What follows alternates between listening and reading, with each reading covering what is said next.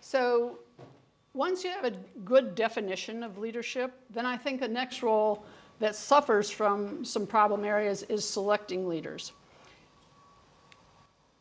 Most high potential candidates are high performing, but not all high performing candidates are high potential. Percentage-wise, only about 30% of high potential selected into a program successfully come out as a good leader. And that's not a very high percentage. Most organizations use performance reviews to select high potentials, and performance reviews are often contaminated because who gives their review to their subordinates? Well, the boss does. And oftentimes the boss knows who they like, but they don't always know who's performing well. And most candidates are selected because they are the ones that have emerged. I want to talk a little bit more about that in terms of emergence and not effectiveness. There's a brilliant psychologist who wrote a book called Real Managers. His name is Fred Luthans. And he spent a year or maybe longer studying about 257 leaders in an organization, managers in an organization. Literally, he and his team went around, wrote down what they did all day long, how they spent their time, what they were doing. And at the end of that time frame, he had, of course, an enormous amount of data to look at. And what he found was kind of two groups of leaders. What he called an emergent leader was the one who spent all their time networking, talking to the people up above, seeing who's doing what, staying on top of it, managing up, letting their bosses know what a great job they're doing.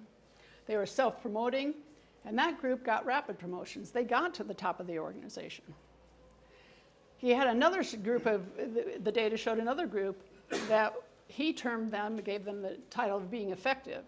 And the effective ones spent their times with their teams, coaching their teams, managing their teams.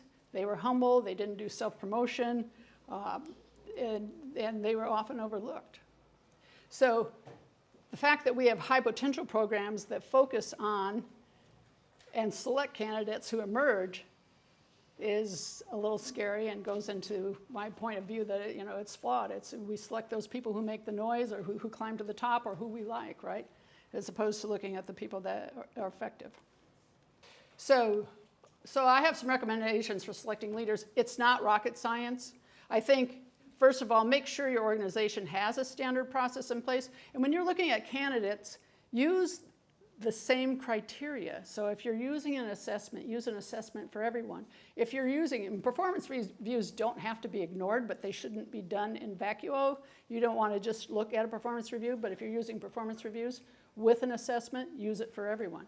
360s, whatever that looks like, make sure you use it for all the candidates in terms of trying to select the best ones for your organization. The other thing is to select the candidates and not nominate them. So many times, and like I mentioned, through job performance reviews, but not always that way. Sometimes they just literally nominate candidates. I mean, I like you, you're in the org, you're in the high potential program. I like you, you're in. You can't, it'll never work if you're just going to have nomination from the executives or the boss's boss. And another way to look at it too, is we just talked about emergence and effectiveness, is focus on the candidate's team's accomplishment. What is that team doing? Are they successful? And that should be a significant factor.